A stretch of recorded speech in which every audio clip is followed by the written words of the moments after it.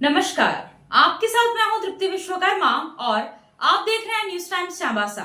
इस बुलेटिन में आप सभी का स्वागत है। आइए नजर डालते हैं सिंहभूम की खबरों पर। जनगणना से पहले सरना आदिवासी धर्म कोड को लागू करने की मांग को लेकर झारखंड मुक्ति मोर्चा सहित अन्य विपक्षी दल लगातार आवाज उठा रहे हैं। मंगलवार को झारखंड मुक्ति मोर्चा की ओर से सभी जिला मुख्यालय में धरना प्रदर्शन किया गया।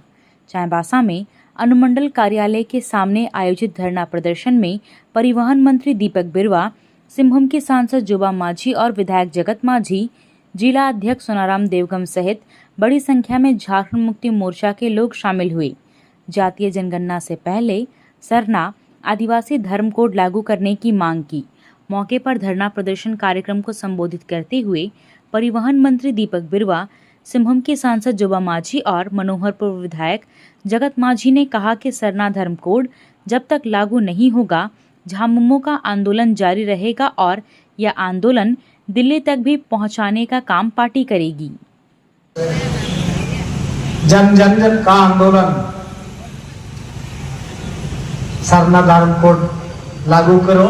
जनगणना में आदिवासियों की एक पहचान हो, उनके अलग से जनगणना में गिनती हो, इसको लेकर के पूरे राज्यव्यापी धरना कार्यक्रम आज आयोजित है।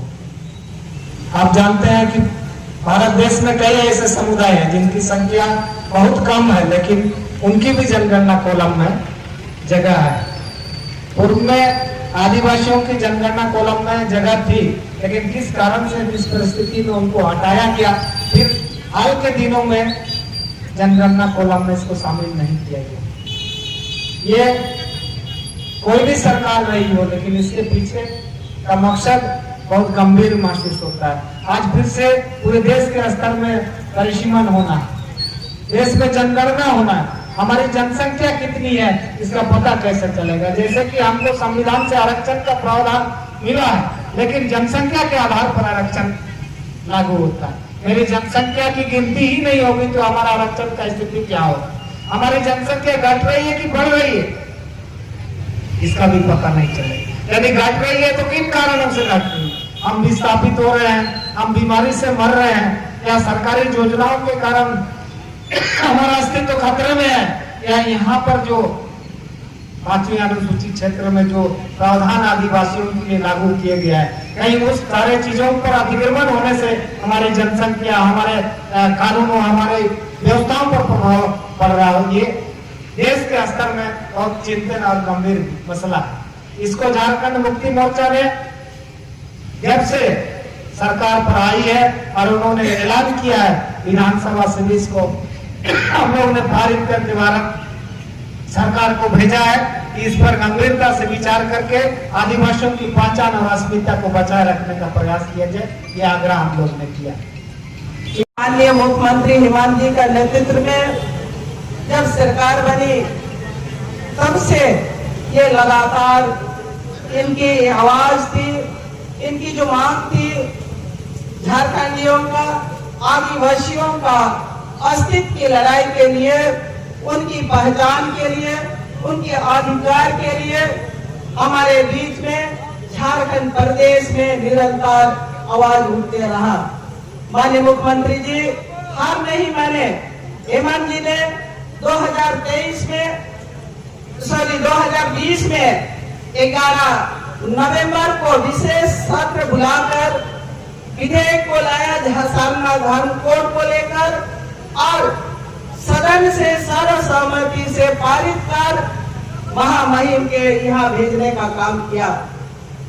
लेकिन पता नहीं क्या इन लोग का मंशा, महामहिम कभी इसमें कोई किसी तरह का इसमें सुनवाई नहीं। और जब चुनाव आया, चुनाव में भी हमारी ये मांग रही, झारखंड मुक्ति मोर्चा की ये आवाज रही कि जब हमारी सरकार बनेगी या ना भी बने तो फिर भी हमारा इस पहचान का लड़ाई जारी रहेगा। और आज पूरे प्रदेश में, पूरे अपना जिला मुख्यालय में पार्टी के तरफ से ये आवाज को केंद्र सरकार तक पहुंचाने के लिए ये सरना धर्म कोड कॉलम को अंकित होने के लिए हम लोग मांग करते हैं। और तमाम सभी पदाधिकारीगण और इस विराट धरना प्रदर्शन में आए सभी साथीगण, आप सबको मेरी तरफ से झारखंडी जोहार। आज आप सबको मालूम है, भारत सरकार ने अपने कैबिनेट से जातीय जनगणना को अप्रूव किया है और आज पूरे देश में जातीय जनगणना होगा। कब होगा, लेकिन होगा।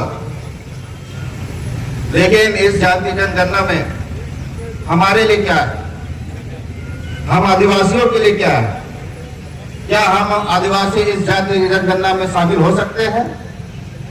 नहीं, क्योंकि वहां हमारे लिए कोई कॉलम नहीं है।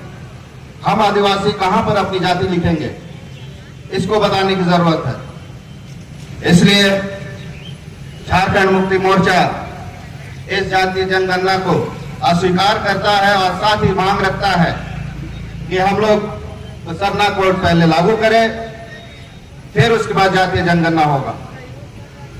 आप हम लोगों को इस तरह अब चुप बैठा नहीं सकते। अब आप हम आदिवासियों को नहीं ठग सकते हैं। आज आदिवासी शिक्षित है, जागरूक है, स्वावलंबी है। आज हमें किसी और धर्म के संरक्षण की जरूरत नहीं है। पश्चिमी सिंहभूम जिले के 134वें उपायुक्त के रूप में चंदन कुमार ने निवर्तमान उपायुक्त कुलदीप चौधरी से जिले का पदभार ग्रहण किया। जिले के नवनियुक्त उपायुक्त चंदन कुमार भारतीय प्रशासनिक सेवा 2016 बैच के पदाधिकारी हैं। इससे पूर्व वे रामगढ़ जिले में उपायुक्त के पद पर पदस्थापित रहे। पदभार ग्रहण करने के बाद उपायुक्त ने कहा कि वे जिले की समस्याओं पर विचार कर लोकहित में काम करेंगे और निरंतर विकास के कार्य जारी रहेगा, यही प्राथमिकता रहेगी। पश्चिमी सिंहभूम झारखंड के सबसे बड़े और सबसे महत्वपूर्ण जिलों में से है और मेरे लिए खुशकिस्मती की बात है कि मैं जब लास्ट जॉब में था IAS में आने से पहले, तो मैं यहीं पे पोस्टेड था और लंबे समय यहाँ नवा मुंडी में टाटा स्टील में मैनेजर के रूप में पोस्टेड था। यहीं से मैंने जॉब में रिजाइन करके फिर IAS की तैयारी करते हुए फिर IAS में आया। तो मेरे लिए फिर वापस जिला लौटने की तरह महसूस हो रहा है और मैं समझूंगा कि पहले कुछ समय मैं इसमें लगाऊंगा यह समझने में कि इस आदिवासी बहुल जिले की क्या मूलभूत समस्याएं हैं और पूर्व में जो प्रोजेक्ट स्टार्ट किए गए हैं वो क्या सक्सेसफुल रहे हैं और उसमें किस तरह से विकास हो रहे हैं, किस तरह से बदलाव आ रहे हैं। इसमें आप लोगों का भी, मीडिया का और जन सहयोग की भी काफ़ी अपेक्षा है। आप जो भी समस्याएं आप लोगों को लगता है कि जो महत्वपूर्ण है आप लोग लेकर के आए।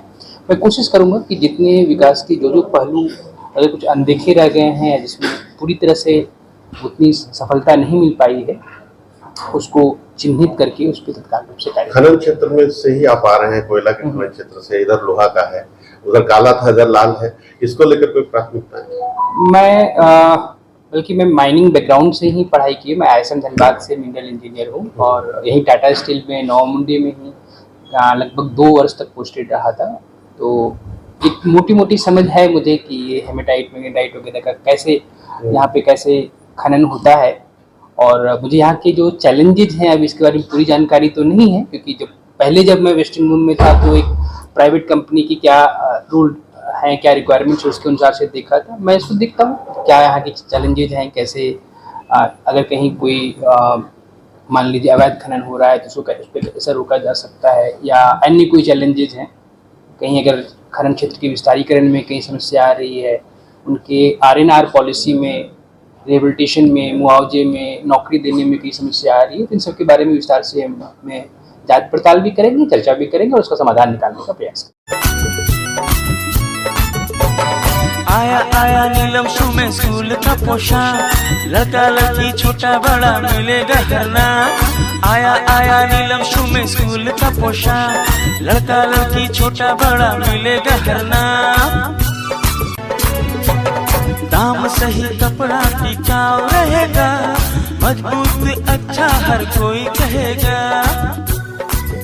बस आना यहाँ आना एक बार जरूर। आया आया नीलम शू में स्कूल का पोशाक, लड़का लड़की छोटा बड़ा मिलेगा हर नाम।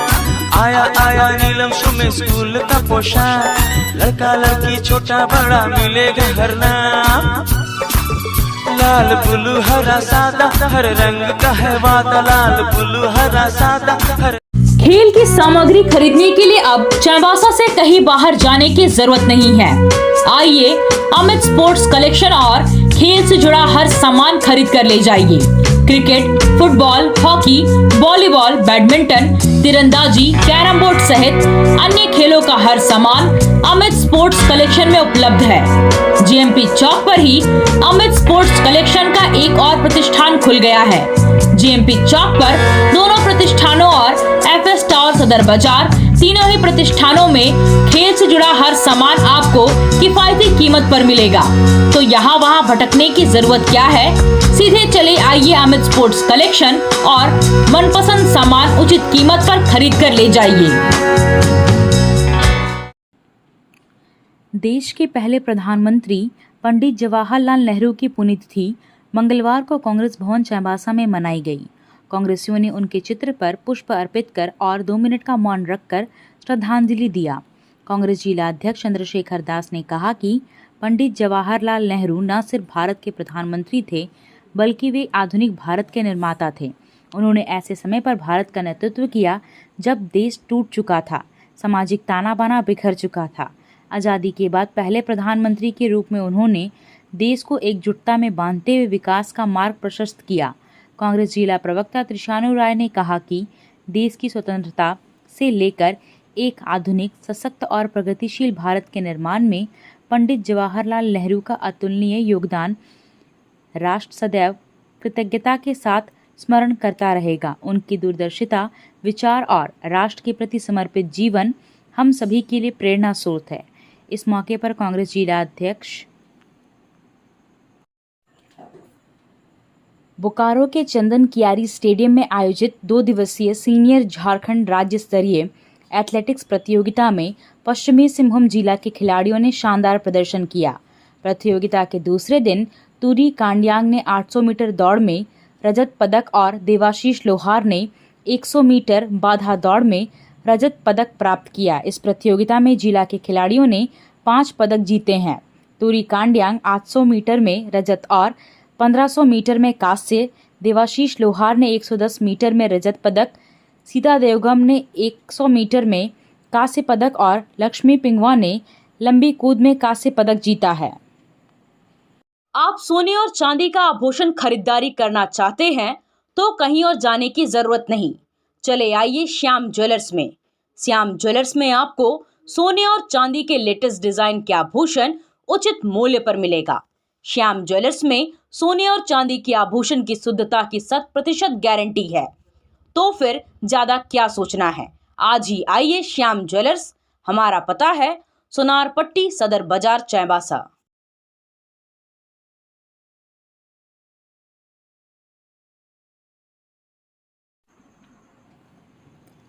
चाईबासा के पद्मावती जैन सरस्वती शिशु विद्या मंदिर के छात्र अभिजीत दत्ता जैक बोर्ड की मैट्रिक परीक्षा में 96.60% अंक लाकर राज्य का 9वां स्टेट टॉपर बने हैं। अभिजीत ने 500 में से 483 अंक हासिल किया है, जिसमें गणित में 99, हिंदी में 98, अंग्रेजी में 97 और विज्ञान में 96 और सामाजिक विज्ञान में 93 अंक लाए हैं। चाईबासा के बिरसा चौक छोटा निमडी निवासी अभिजीत के पिता राजू दत्ता कपड़ा दुकान में काम करते हैं, जबकि माता गृहिणी है। अभिजीत आगे साइंस की पढ़ाई कर कंप्यूटर इंजीनियर बनना चाहता है। आपका बेटा जिला में टॉपर आया है और राज्य में भी 9वां स्थान मिला है, उसके इस उपलब्धि पर क्या करना चाहेंगे? इस उपलब्धि के लिए मैं सारा श्रेय अपना बच्चों पर देता हूँ, और जो भी अपने इस मुकाम पर जो पहुँचा है उसके लिए मैं साधुवाद हूँ। और इन्होंने मुझे कभी भी मैंने ये नहीं किया है, 1 क्लास से लेके रिजल्ट अपना शिक्षा से बहुत ही अच्छा करते चला गया, और इसके लिए स्कूल का प्रधानाचार्य जो आचार्य जी हो, उन लोग का भी बहुत बड़ा योगदान है। तो बच्चों के आगे के पढ़ाई के लिए तो होप तो उनका है कि इंजीनियर बनाना है, और इनके लिए मैं प्रयास कर रहा हूँ, और जहाँ तक संभव हो सके मैं इसको इंजीनियर ही बनाने का कोशिश करूँगा। बहुत अच्छा लग रहा है कि मैं जिला में टॉप हो सका, और मैं सोच के रखा था कि जिला में टॉप होऊंगा। आपकी इस उपलब्धि पर किसको किसको आपका सहयोग रहा है, पढ़ाई में हो या घर के लोग? सबसे बड़ा सहयोग तो पहले मेरे माता पिता को जाता है, फिर मेरे जो भी टीचर्स है उन्होंने मेरी बहुत मदद की, मुझे क्वेश्चन सब प्रैक्टिस कराए, और इंटरनेट को भी सहयोग जाता है क्योंकि मैंने जो चीज़ मुझे समझ में नहीं आया उसे मैंने यूट्यूब पे देखा है। आगे क्या लक्ष्य है आपका? आगे मुझे सॉफ्टवेयर इंजीनियर बनना है, जिसके लिए मुझे जेई का एग्ज़ाम देना होगा, उसके लिए पढ़ाई करना होगा।